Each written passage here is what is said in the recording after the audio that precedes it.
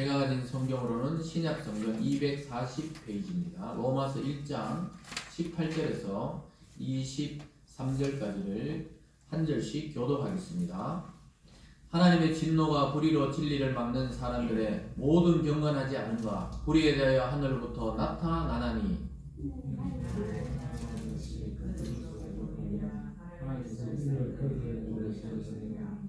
창세로부터 그의 보이지 아니하는 것들 곧 그의 영원하신 능력과 신성이 그가 만드신 만물에 분명히 보여 알려졌나니 그러므로 그들이 핑계하지 못할지니라.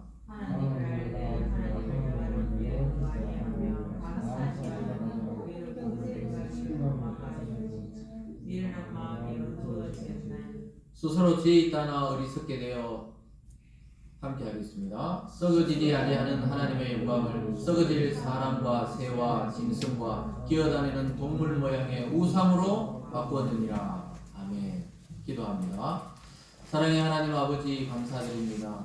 오늘 또 우리에게 귀한 기회를 주시고 특별히 예배 시간에 하나님의 말씀을 들을 수 있도록 우리를 인도하여 주셨음에 감사드립니다.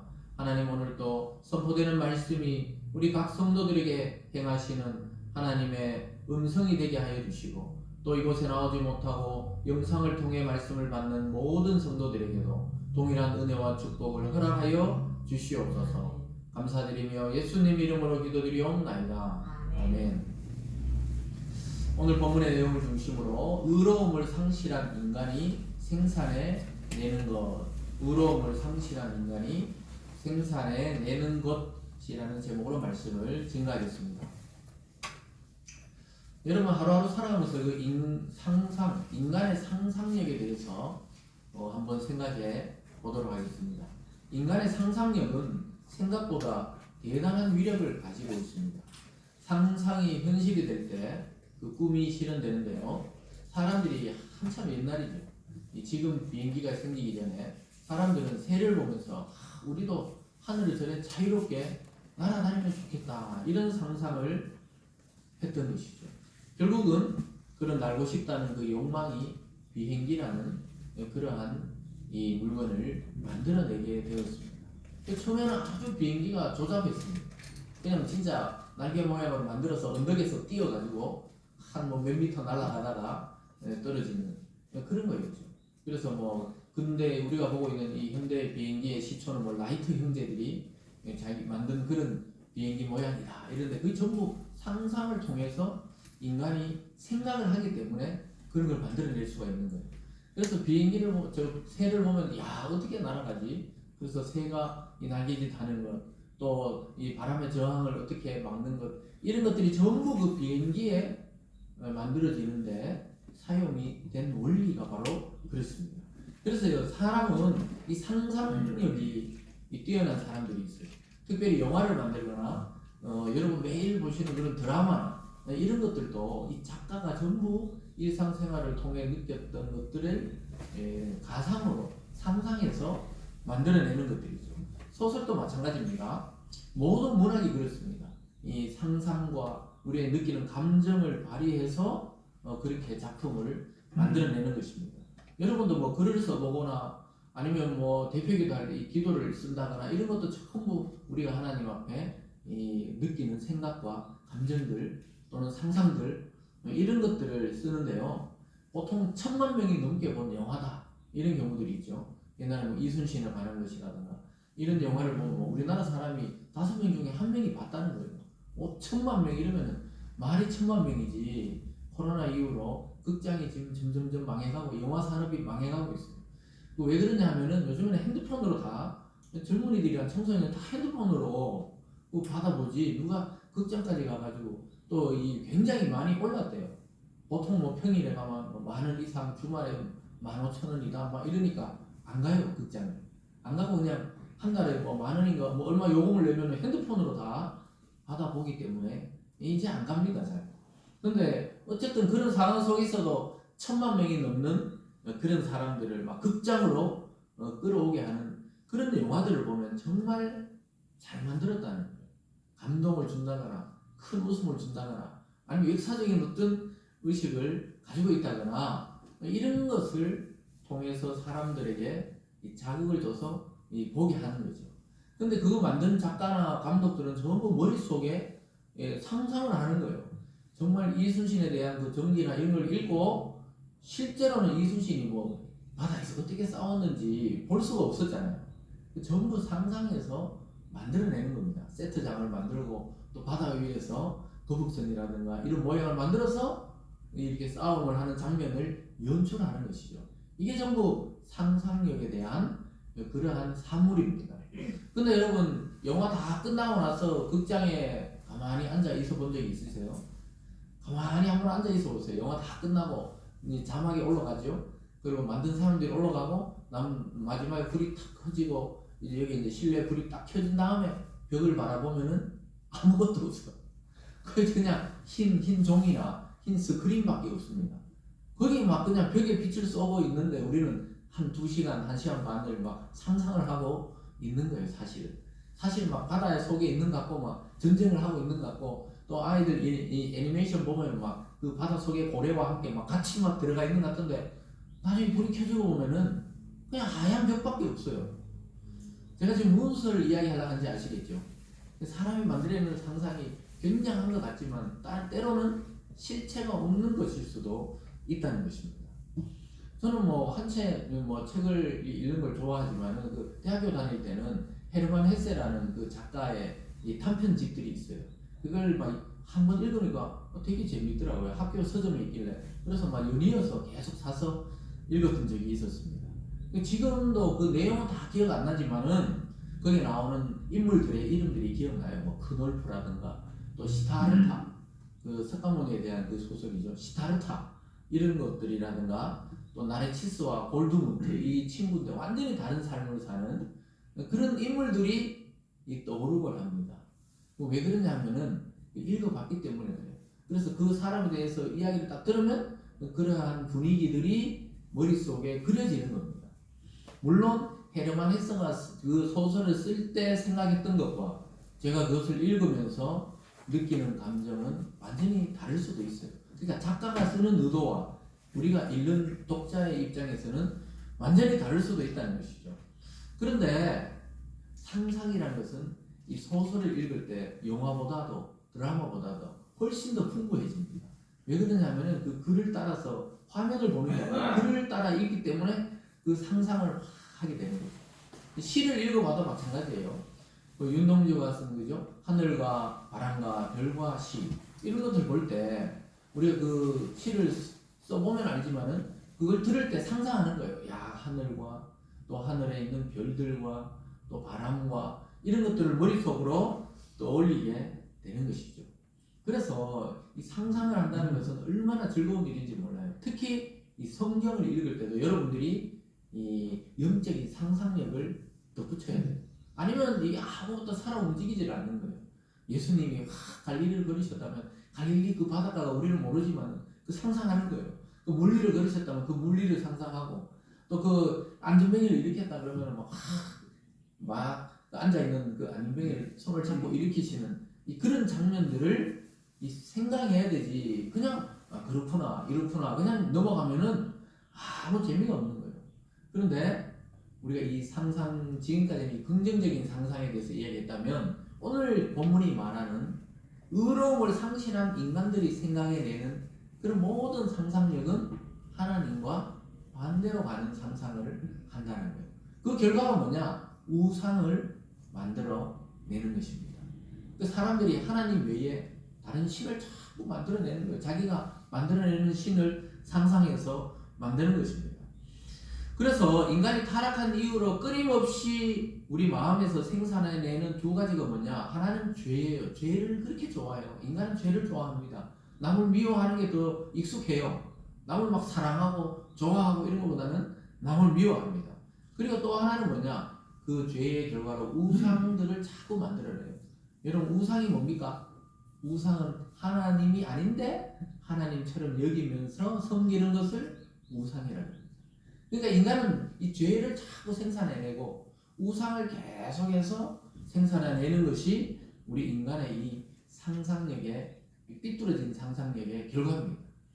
그래서 칼빈 선생은 인간의 마음은 우상의 공장이라고 했어요. 그 우상을 맨날 만들어낸다는 거예요. 여러분과 저도 우리가 하나님을 믿는다 이러지만 매일매일의 삶 속에서는 자꾸 우상을 따라가요.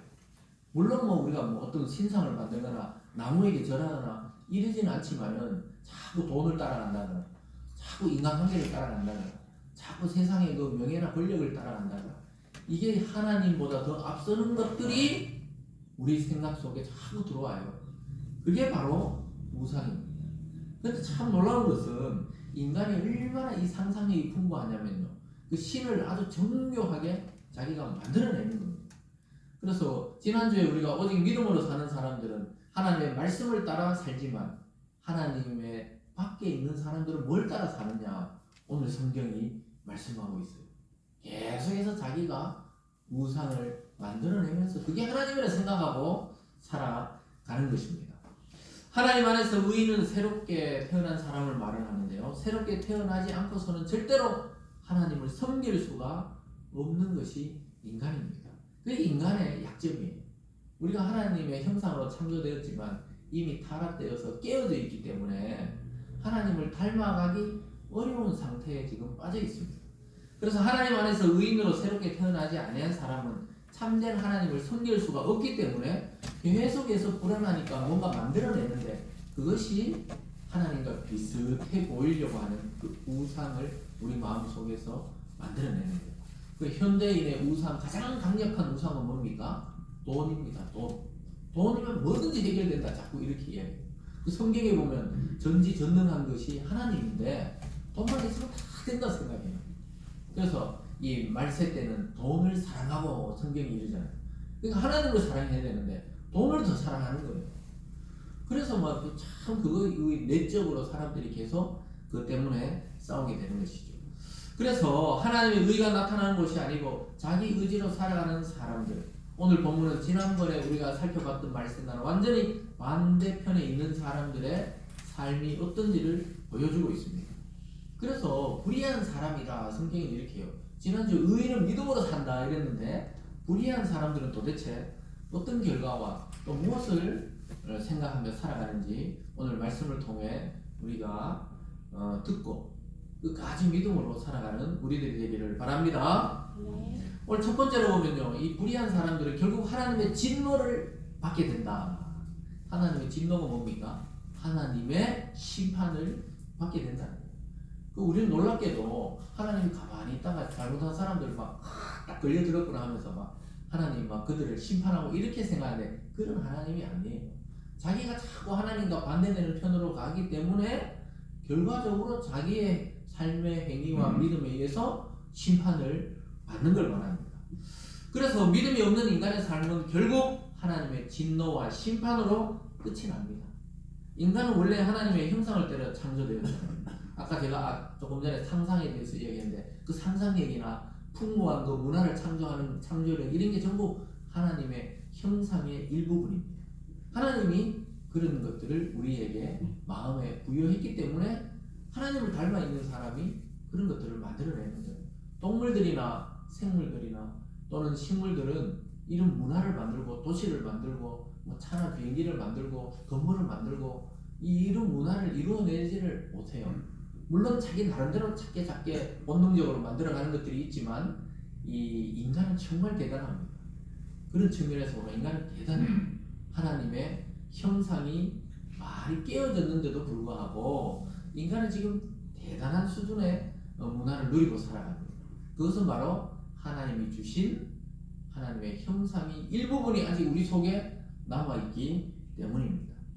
그런데 인간이 왜 처음에 하나님과 동행했듯이 못하느냐? 그것은 죄가 우리 속에 들어왔기 때문입니다.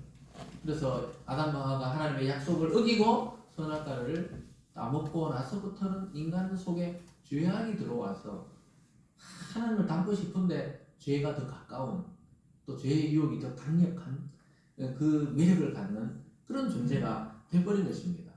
그래서 인간이 창조자이신 하나님을 몰라본다는 자체가 모독이에요. 우리가 예전에 어른들이 니는 애비 애미도 없나? 이렇게 말하잖아요. 그 부모도 못 알아보고 어른도 못 알아보냐 이 말이죠. 그 말과 비슷한 것이 바로 인간이 하나님을 몰라본다는 자체가 하나님에 대한 모독이라니까요. 하나님이 우리를 창조하시고 우리 인간에게 생명을 주셨는데 그 창조자를 기억하지 못하고 알아보지 못하는 자체가 그게 하나님에 대한 모독이고 모욕입니다. 그게 죄라는 거예요. 결국 이런 인간의 운명은 하나님의 심판으로 끝이 나게 되어 있습니다. 하나님은 불의로 진리를 막는 자들, 즉 불의한 인간이 하나님의 복음과 이 진리와 하나님의 역사를 자꾸 가로막는다는 거예요.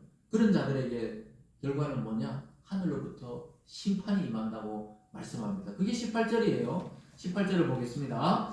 하나님의 진노가 불의로 진리를 막는 사람들의 모든 경건하지 않음과 불의에 대하여 하늘로부터 나타나나니. 하늘로부터 뭐가 오느냐? 불의한 사람들에게 진노가 임한다고 이야기하고 있습니다. 그리고 그런 사람들은 진리를 막는다는 거예요. 놀랍게도 성경은 정확하게 이야기하고 있습니다. 하나님의 복음, 교회의 역사, 이게 막 핍박을 하는 거예요. 선교사들을 죽이기도 하고 복음의 역사를 막기도 하고 여러분 예수 믿는다고 막 손가락질 당하기도 하고 이런 일들을 하고 있는 사람이 누구냐? 예수 그리스도 밖에 있는 사람들, 교회 밖에 있는 자들이 결국은 이런 행위를 하고 있다는 것입니다. 그들이 하는 것은 뭐죠? 요 구절에서 말하듯이 모든 경건하지 않음과 이렇게 말합니다. 그들은 경건하지 않다. 여기서 경건이라는 것은 뭡니까? 하나님에 대한 믿음이 없는 것을 경건하지 않는 것이다. 경건은 뭡니까? 원래는 종교적인 의식 이런 것들을 경건이라 하지만 실제 성경이 말하는 것은 믿음이 있는 자는 그 경건에 이른 자들이고 하나님에 대한 믿음이 없는 자들은 불경건한 자들이다. 모든 경건하지 않는 행동을 다 하는 거예요. 하나님을 반대하는 행동을 다 하는 거예요. 그래서 계속 그들이 이 심판에 자기 스스로 걸어가는 거예요. 심판까지. 그래서 하늘로부터 이 불이 임하고 진노가 임한다고 사도 바울이 오늘 설명하고 있습니다. 그래서 하나님은 가만히 계시다가 그냥 잘못하면 딱 걸렸구나 하면서 막 작사를 내자 하면서 막 심판을 하고 이런 분이 아니에요. 자기 스스로 심판의 굴레로 나가 떨어지는 거예요. 왜냐하면 하나님과 점점 멀어지니까 그렇습니다. 그래서 하나님은 인간에게 하나님을 알만한 지식을 우리 마음속에 다 주셨다는 거예요. 하나님은 알만한 지식을 다 주셨는데도 어떻게 해요? 이 본능적으로 죄의 본능이 더 강하게 작동하면서 점점점 하나님을 대적하는 인간이 되어가는 것입니다. 그래서 죄를 따라가려는 욕망이 원래는 하나님을 섬기려는 욕망보다 이게 약해야 되는데 죄를 따라가는 욕망이 더 강하게 나타났다는 거예요. 그게 뭡니까? 하나님을 떠난 불의한 인간들이 하는 행동이 그렇다는 거예요. 겉으로는 막 경건해 보이고 도덕적으로 보이고 윤리적으로 보이는데 어느 날 막 다 사건이 터지는 거 보면 저 사람이 저럴 수가 있나? 이야, 저 사람 저 점잖은 줄 알았더니 저런 죄를 저질렀구나. 이렇게 이야기하는 게 왜 그렇습니까? 인간의 그 본성 속에 있는 죄의 본성을 너무 가볍게 생각하는 거예요. 인간이 자기 스스로도 죄가 안 돼요, 사실은. 옷 입고 넥타이 매고 우리가 멀쩡하게 이렇게 나와 있으니까 그렇지. 사실 우리 속에 일어나는 이 죄의 욕망과 분노들은 괴물입니다. 괴물. 오직 그걸 때려잡을 수 있는 것은 사도 바울의 고백처럼 나는 날마다 복음으로 자기를 복종시켜야 돼요. 하나님 말씀으로 쳐서 복종하지 않으면 인간의 이 괴물 같은 본성은 예수님을 믿어도 이게 막 싹 뿌리 뽑히지 않기 때문에 죽을 때까지 투쟁이에요. 투쟁. 그래서 이 죄를 따라가는 욕망이 얼마나 강한지 몰라요.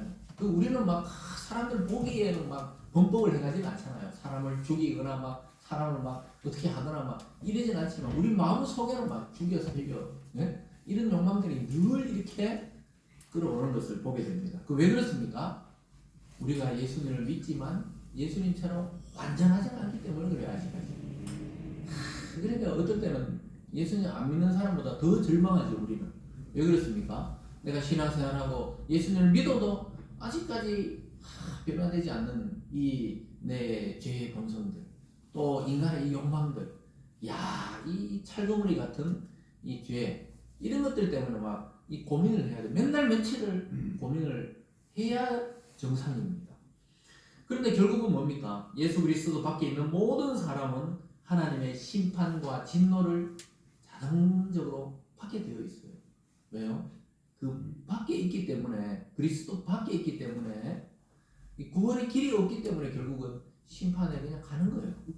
그래서 하나님이 가만히 있다가 요놈 심판하자 막 때리고 이런 게 아니라니까요. 그래서 여러분들이 뭐 아침에 기도 한번 잘못했다고 가다 내 다리가 부러졌구나 이렇게 연결하면 안 된다는 거예요. 그렇게 심판하시는 분이 하나님이 아닌 거예요. 그거는 미신적으로 그런 거지. 내가 막 예배 한번 빠졌더니 그냥 이렇게 교통사고 났구나.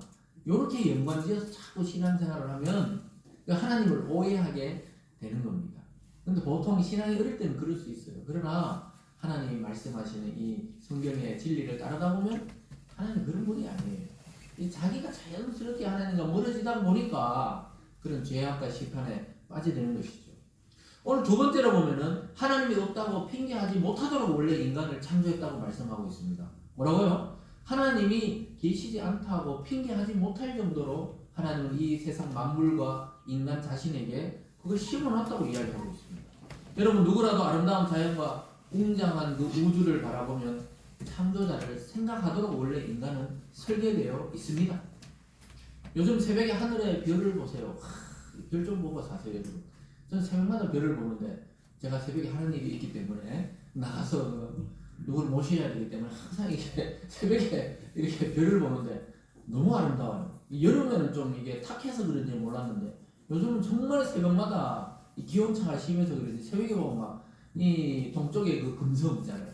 달은 없지만 이 달 옆에 뜨는 거 원래 그 아주 제일 밝은 이 별인데 그 금성이라고 그러더라고요. 금성. 이쪽 동쪽 하늘에 막 별이 있잖아요. 처음에 저는 인공위성인 줄 알았어요. 너무 밝더라고요. 너무 밝아. 그래서 막 보니까 막 오늘 아침에도 보니까 막 바짝바짝 하더라고요. 그래서 새벽에 일어나서 그 하늘을 보면서 제가 어릴 때 봤던 50년 전에 봤던 하늘과 지금 하늘과 똑같은 별자리들이 쫙 돌아가고 있어요. 그걸 보면서 어떤 생각이 드냐, 야 하나님은 참 저 별이 다 떨어져가지고 막 지구가 폭발을 하고 이러지도 않게 하시고 또 막 달과 지구의 거리를 적절하게 해가지고 막 이 바닷물이 막 넘치도록 하지 않으시고 이게 달하고 관계가 있다 하더라고요. 바닷물이 이 해일이 오거나 이런 것도 그럴 수가 있습니다. 그래서 이 달과 관계 또 태양이 너무 가까이 와서 우리가 바짝 타서 죽어버리거나 너무 멀어져가 막 냉동 인간이 되거나 이러지 않고 아주 적절하게 돌아가고 이것만 생각해도 도대체 누가 이걸 설계해가지고 이 원리를 만들어가지고 전혀 별과 별도 부딪히지 않고 해달 별도 부딪히지 않고 우리가 또 이렇게 하루에 막 한 바퀴씩 지구가 지금 돈다던데 우주에서 보면 우린 도는지 안 도는지 모르지만 이게 돈다던데 원래 나가 떨어져야 되잖아요. 원심력에 의해서 원래 있잖아요. 우리 지구본 옛날에 왜 이 놀이터에서 타다 보면 애들이 막 손잡고 있다 너무 힘이 빠지면 나버려 막 날아가잖아요. 저도 그래가 막 턱 다 깨고 이런 적이 있었는데 애가 막 멈춰달라 해도 애들은 막 장난인 줄 알고 막 그냥 계속 돌리니까 힘센 애들이 날아가 버리고 날아가. 근데 지구가 막 엄청난 속도로 지금 하루 한 바퀴씩 도는데도 우리가 지금 있잖아요. 지금 아까 제가 막 꽉 붙잡고 있어야 되는데 지금 안 날아가요. 이 원리를 도대체 누가 만들었냐는 거예요. 이런 거 좀 생각 안 해보십니까? 다 생각해 보셨을 거예요 아마.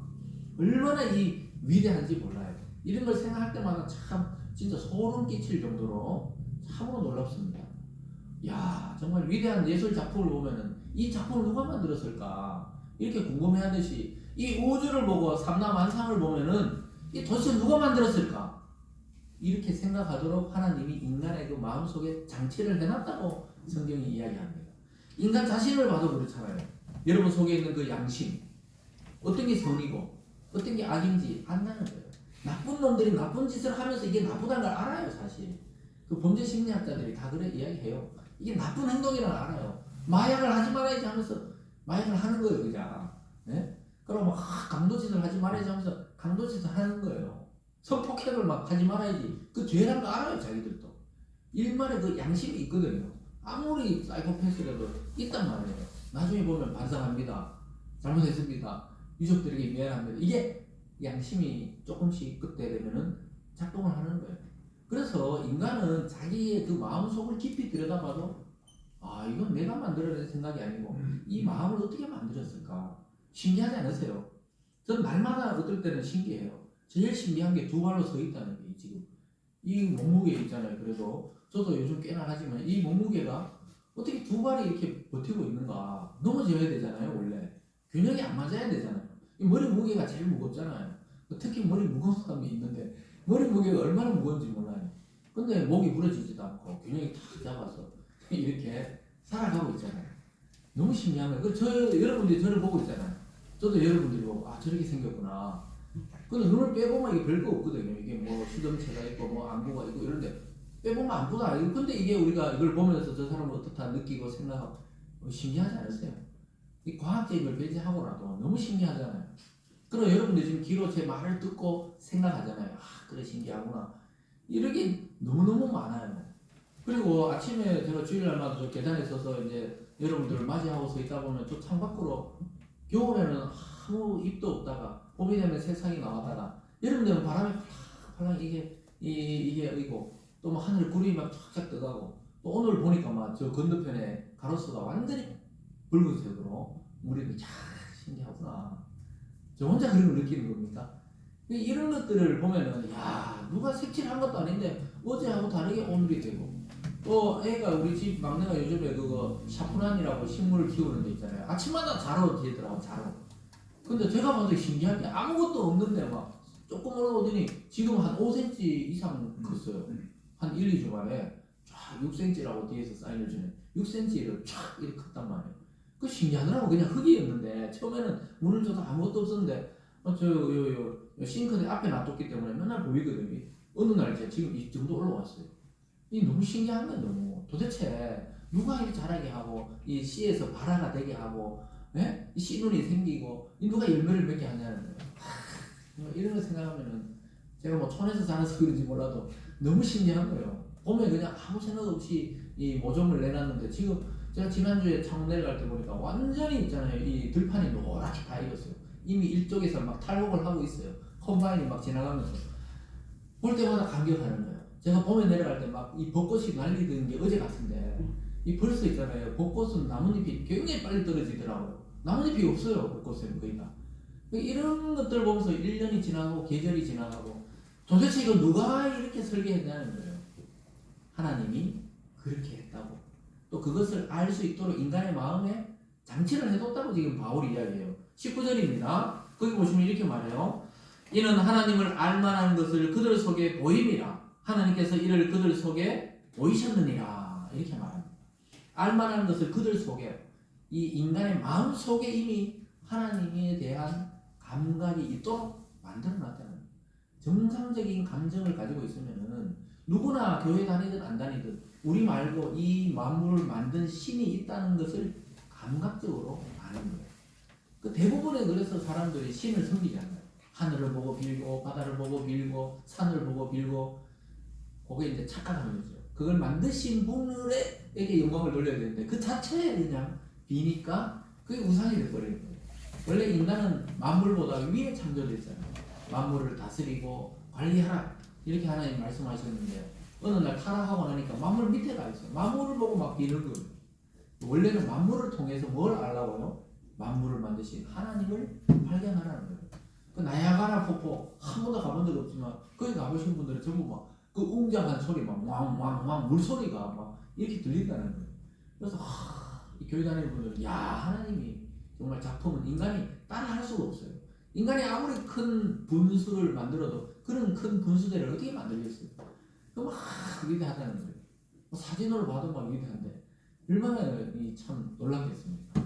그러니까 이런 것들을 보면서 좀 생각을 해야 돼요. 이 계절이 변할 때 아이고 원래도 가는구나 내 주름이 하나 늘구나 이런 걸 발견하지 말고 내 인생이 하나님과 함께 익어가는구나. 야, 참 이 아름다운 이 자연을 누가 만들었을까? 멀리 갈 필요도 없다니까요. 우리 교회 건너편에 또 오다가 요 들공원에